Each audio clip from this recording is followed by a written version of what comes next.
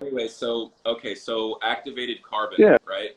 let's get into what we're actually here to talk about. Okay, so activated carbon, it like controls um, kind of like dissolved organic matter, um, Yeah, and I think like generally speaking, it's been widely accepted that it is something that benefits reef tanks, right? sure. You would say.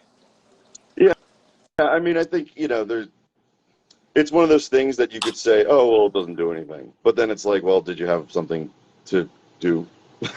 Like, it removes contaminants. It's an insurance policy on your tank, as Yeah, is DFO, among other things, right? and I think it's one of those insurance policies that kind of like doesn't add much like too many factors into the equation that could possibly like fuck you up in the long run. Do you know what I'm saying? Yeah, Like, I mean, there's some argument that it maybe is like pulling out, some of the elements that you're adding. Like, yeah, like you're almost like, iodine. yeah, iodine, even, but then again, there's arguments that the skimmer is doing the same thing. I mean, So they've done tests on what's in skimming, and a lot of times it's like alkalinity and calcium that you just dosed. So, well, I mean, yeah. okay, so if you think about like where the or like okay, so it's been associated with hilly in fish. Oh, yeah. So I have Yeah. a theory on that. I mean, this is totally just batshit my personal theory. I Or think it's like fish you mean like the asbestos. pyramid? You mean like the pyramid theory I came up with? No, I think this theory is a little more sound. Fuck Um, you. so I basically feel like it's like fish asbestos. I feel like HLLE is like what happens when a human breathes in asbestos. It's like the equivalent for fish. I think it's like these microparticles that the fish can't get rid of, and it's getting trapped in like it's like pores. I have no proof of this. This is just my guess. Um, Okay, but why would it affect certain fish and like okay, so so what I think it is I think it's poor quality carbon that causes it. Well, the dusty crap, oh or oh even misuse of carbon. So now all of a sudden you're introducing this like fine particulate into the tank. These fish like if it gets into their like system, it's like what do they do with it, right?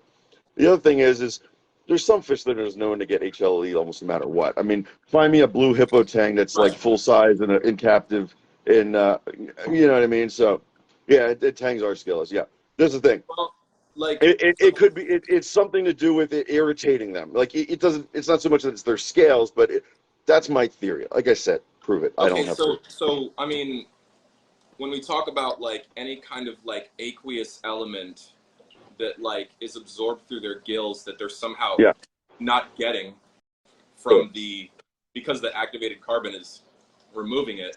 Um, I mean, is it has one Maybe, of the maybe prove has it, one of the right? arguments been that like iodine removal or like what are I they don't know. equating the what are they equating the hilly to? I honestly, I couldn't tell you. I just have a theory that using poor quality carbon and like not paying attention to your shit is probably what's causing that. But like, hell if I know. Yeah, I You know mean, what I mean? Like I only have guesses. I like for me, a what lot of what the I hilly, especially in tangs, comes down to just they shouldn't be in a fucking yes. 65-gallon tank, or they shouldn't Yeah, be in a yeah, fucking yeah, yeah. 100. You know, they Well, have to that's have kind of what I was way joking more about. It. space. You find me an adult blue hippo that doesn't have a hole in the head, right? Like or whatever. It doesn't have HLE. It's almost impossible. Um, I mean, dude, that's why I set up my 300, and like, I mean, I'm watching fish behavior. Like in this circular Rubbermaid that I haven't really seen in a lot of the the tanks I've had in the or the systems I've had in the past, sure, um, sure. but anyway, yes. So activated carbon, um, I think it's classified as a chemical filtration, right? I think, Yeah, it's adsorption. Adsorption. adsorption is not actually a chemical process. It's It's a trapping. It's basically yeah. trapping. Yeah, It trapping. just has to And do so with that's like actually the next topic I'd like to get into, which is kind of like what makes carbon like, better or worse than other carbon. And a lot of it is like what it's intended for, how it's made, the type of, is it granular? Is it pelletized? What size are the granules? What size are the pellets? All that stuff plays into this. You know, yeah. it's common I, belief that like rocks is the best carbon, I could say, well, which one? Because we're only ever Right. Yeah. sold It point oh eight, comes right? down to like the manufacturing process and the kind of quality, just like Calquisser. Yeah, yeah. I mean, and Kalkwasser, so there's interesting things about that, like the different places they mine it. There might be different trace elements in it. Um, it's known that there is some like trace magnesium in it, but the notion of adding more magnesium to calc is mostly BS, from my understanding. It doesn't actually like stay in Yeah. solution. It's just gonna fall out of It solution. precipitates. Yeah, It exactly. precipitates. Yeah, So which is like, why that Brightwell yeah, product it's is it's it's not not a really safe. chemically, yeah. There's no chemical chemistry behind that. Yeah. So, Um, but anyway, yeah. So I just want to make it clear that like activated carbon, there's no real chemistry going on. There's no real electron exchange. It's only kind of like this electrostatic like attraction, and that's happening. So, but anyway, I use it primarily for just kind of like as a backup water clarity, um, and I obviously use aquachar, and for me. Um, it's just had a great impact on my tank, in terms of not only water clarity but also just biological filtration. So, do you want to kind of just give like an overview of your experience with carbon in general?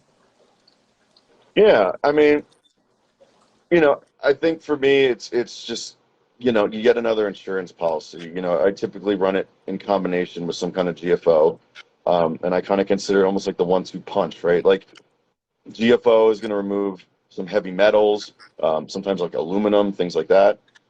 Whereas carbon is going to remove sort of like, organics, like medicines, other things like that you might not want in your tank. So, So what do you accidentally put your hand in the tank and so you've so got hold some on cologne so or hold on perfume or something. Jordan. It's like the little insurance policy against silly things like that, right? So Jordan, I want to kind of address this thing that Mark's saying. So Yeah, sure. uh, so Mark, you're talking about if the fine dust particles in activated carbon caused HLLE, Yeah, then yeah. the So refugium mud, hold on, Jordan. The refugium mud would have to be would do that too. But I don't know anybody that uses refugium mud in an active like a it's uh, all passive. There's no kind of yeah, yeah, just sitting there. It, so it's in so fact the so same as asbestos, right? Asbestos is only dangerous when it's disturbed, so right? Miracle Mud is Same deal. often having like passive water, um dosing it into the tank. Dosing dosing miracle mud. Is that something People do people that. do? They dose Where Miracle Mud into the tank. I personally Actually, don't use the product, so I really couldn't tell you. But again, not everything that's fine particulate I causes know, but cancer, right? Miracle Mud. Not every Hold on, fine Jordan. particle Miracle Mud, causes cancer. Just some like do, right? So activated it's carbon. not the notion that just because it's fine, it's causing it. It's a particularly like poor quality, maybe. And again, it's a Yeah, maybe. The and question is also why would it do also it for both fresh and salt water, right? and That's also that's more the question, right? the constituents of um of Miracle Mud do not have It's the like kind of clay, right? do not kind of I have mean, the electrostatic properties that activated carbon does, that actually kind of draw. yeah, I mean, it's apples and oranges. I mean, I feel like if we were going to test it, you'd have to test it. But the question here, the fact is Miracle Mud's not in question. And the thing is there's plenty of things in life that are fine particulates that aren't killing us, and then there's ones that are. So, test the ones that we have reason to suspect, right? Otherwise, this is about probability and possibility, which is something we're always talking about. There's infinite possibility. There's Yeah, infinite amount of fine particles in the world, I'm seeing but there's only so many we suspect are causing problems, right? yeah, I see like activated carbon as having like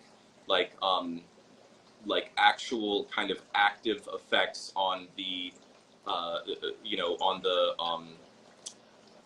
kind of like on the compounds around it. So I don't think it's far fetched to say that the fine particulates, if they were to somehow interact with a fish's gills, could Mhm. not have some negative effects that Oh miracle yeah, otherwise wouldn't.